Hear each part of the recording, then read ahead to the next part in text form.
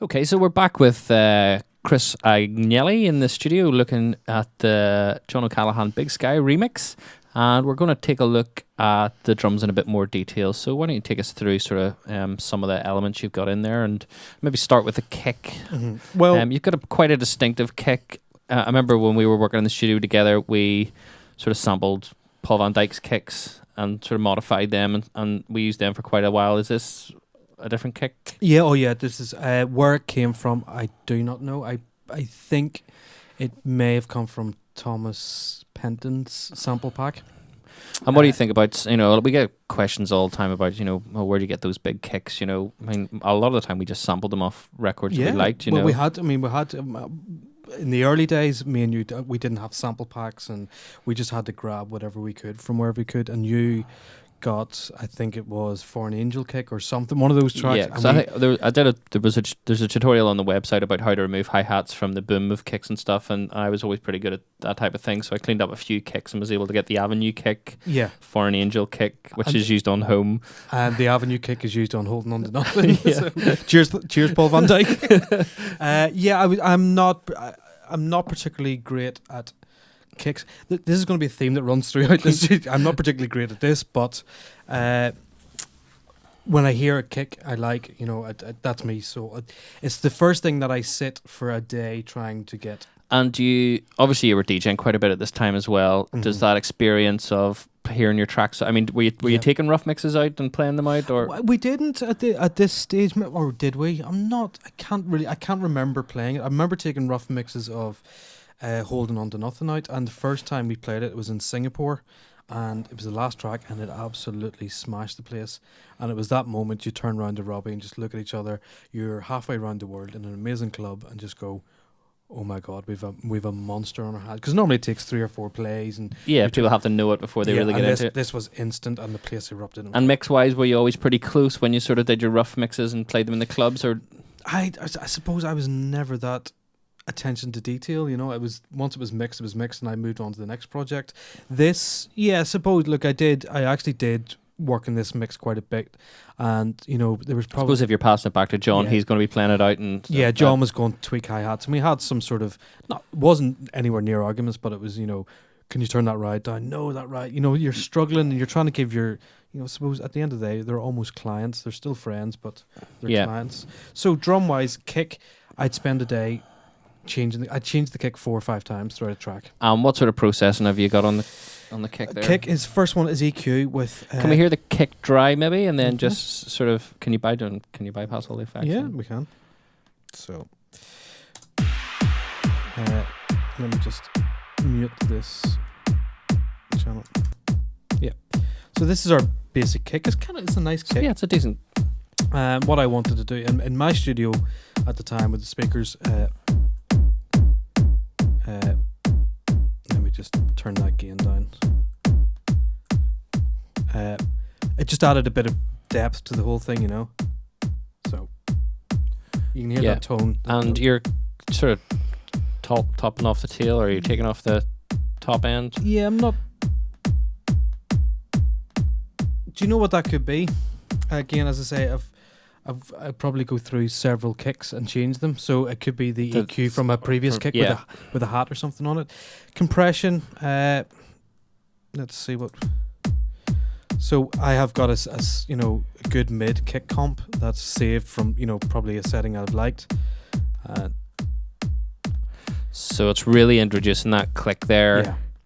Which is, in trance it gets very MIDI and very clicky, which I was never a fan of, but understood that you had to have it. And it's sort of, it's giving it a slightly warmer bottom end, and it's sort of a clicker. It's almost sort of dipping out that mid, as you say. And does that tie in with your bass better then? Is that maybe... I'm always check. Your basses are maybe, they're slightly different. A lot of people maybe have subbier, lower basses. Your basses were quite middly, and they had that sort of analog richness or something to them that I always noticed, and that sort of ties in maybe with that sound. That sort of subby kick. So, I mean, that was me sold, and that's just solid. So I knew the kick and the off bass, which the off bass I think is from a Vanguard. Yeah, it's just a and this is the main bass. So we'll solo this and just make sure everything's working together. Any sidechain on that bass then? Don't think so. Oh yeah, yeah, but it doesn't seem to be. I don't know what sidechain it's. I'm not too sure. Let's clear all solos and see if there's a sidechain comes in. This is 2007. So I'm not sure whether sidechaining was, as massively popular as it is now. So no, I can't see any. See, we have a sidechain in a compressor, but it's not doing much. So yeah, the kick essentially, you start off with the kick, and then you get a bass sound. The kick may not work. You like the bass sound, then you change the kick, and you start. So it's more about maybe matching those two elements together than actually having a one. Obviously, you want your kick to sound good, but it's not necessarily just about the kick on its own or just about the bass. It's that combination of the two. To me, it has to. I suppose in all my tracks, it goes back to what you said earlier on. I need to be able to slam down to a kick and a bass line, and it sound incredible. Yeah. And if it doesn't do that, then we're not in the right area. So next is, I think at the time I got the Vengeance pack. Well, sorry, just to go back there on your kick. Do you have other stuff on your kick? That you didn't put on? Sorry, I've got a low cut. Is that just for automating? Yeah, that's for just automating. So yeah, we can see along here. There we have, we're on our build up. Yeah, so that's just for filtering stuff in and out in your, and again, in your breaks. high cut's the same, so it's just in case we want to filter down, we have those on. But that's it. It's a dab of EQ at around 50 hertz. Well, it's not actually a dab. It's quite excessive. It's 11 dB, and that's a good smattering of compression. So next up we have a little Vengeance loop, and it has a phaser going through it, just to give us that movement. Yeah. Yep. So kind of shaker. Just a wee little shaker, and then this crush loop. I really liked. So I think I've taken a 1 bar loop and sort of just used the first half of it or something, and it gave it a real sort of groove to me. Would this loop have been used in Holding On to Nothing as well? No, these are all different loops. So Holding On to Nothing was pre-Vengeance. This is post-Vengeance samples. In fact, the rail hats, which is spelt wrong in both tracks, is from Holding On to Nothing. So that was a MIDI part. Let's hear that there. And Phil will probably be able to tell you exactly, as soon as I play this, where this is from. Oh, BT. Yeah, so BT Mercury and Solace has that live sort of thing at the start. Yeah, and I remember playing. It's not a sample, by the way. This is. I can't remember. That sample came from something like Norman Cook's sample pack or something way back in the sample? day. Yeah. Did it? This is programmed. Was it programmed? This is just an EX24 pop kit. So it's just a standard, standard GM pop kit, and closed, bit of pedal and a bit of open, and that works really nicely with our bass.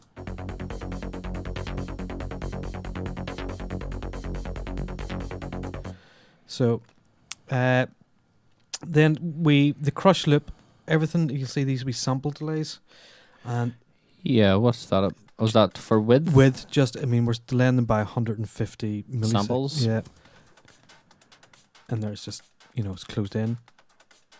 Yeah, it's a really nice wee tool to give you width and give you separation. It's handy. I don't think they have. Do they have that on Ableton? I think you can do it on a channel on Ableton. So again, very basic loop. Another Vengeance. You can see the Vengeance loop 14009. When I call this track up again, this loop was in. And I just have no idea why it's there. I can never hear it in the track. And is it actually playing in the track? It is playing in the track. I don't know. Are you quite meticulous taking things out, or if things are there, you kind of just leave them there? And yeah, I'm probably. I tend to overproduce things as well. I probably work on things far too hard until I've completely ruined them. What I've probably a tendency to do is fire I'll flick through loops and go, there's 7 loops, fire them all in, listen to them in solo or together and start to form. Yeah, that sounds nice together. So there might be loops that kind of sort of slip in there that serve no purpose whatsoever and mightn't come through. This snare and ride, I've actually lost the samples. That was an ultra beat.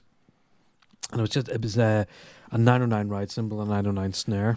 Yeah. And then this open hat, which comes in here. Standard 909 hat. Yeah, but very much Paul van Dyk. It's a real... It's got a bit of phasers on it there. And the actual sample, I think. Yeah, but if we listen out of solo, it's a lovely... It really works in the club as a pickup. You know.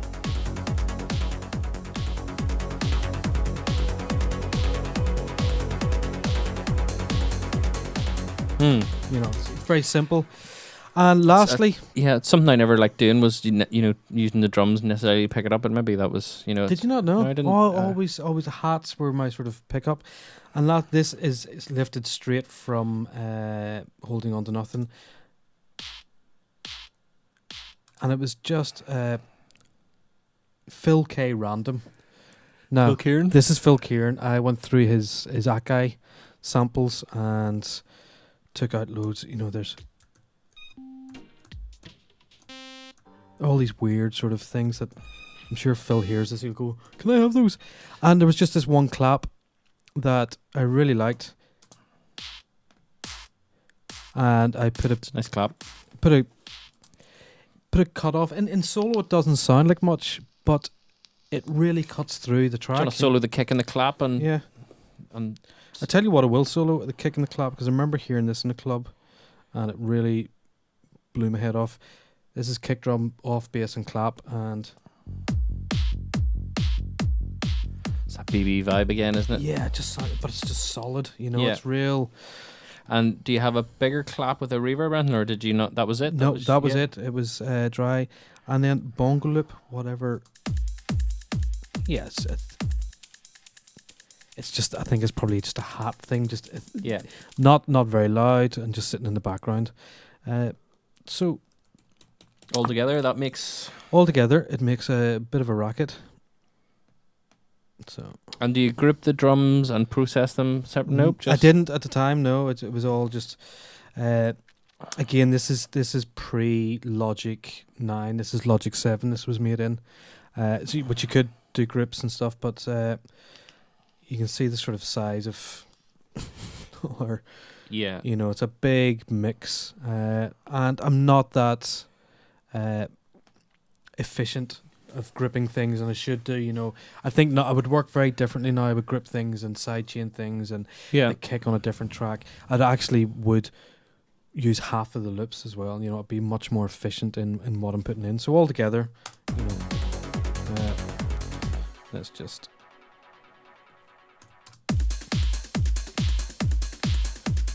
So it sounds like standard transfer, Yeah, but altogether sort of adds up to a nice sort of punchy loop.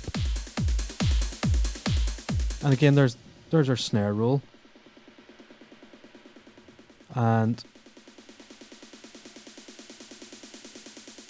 you can see filters are coming up, phasers come. I've turned the phaser off and that, so. And does it build? Have you any more builds towards the end, like a ride or anything like that comes in? Yeah, the sort of as I say, the snare and ride. Oh, does yes. come in, but I couldn't locate those samples. But they were just standard 909. So there you can hear that 909. And again, the real hats come in the chorus. They're another pickup then. Yeah.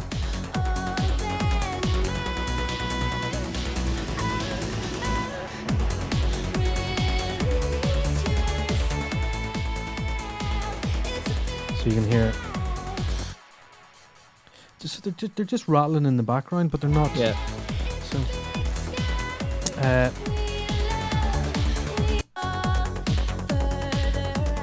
Let's see, and so we start breaking things down towards the end, and just see if we've any. Sometimes we put a filter on the end and start filtering drums down to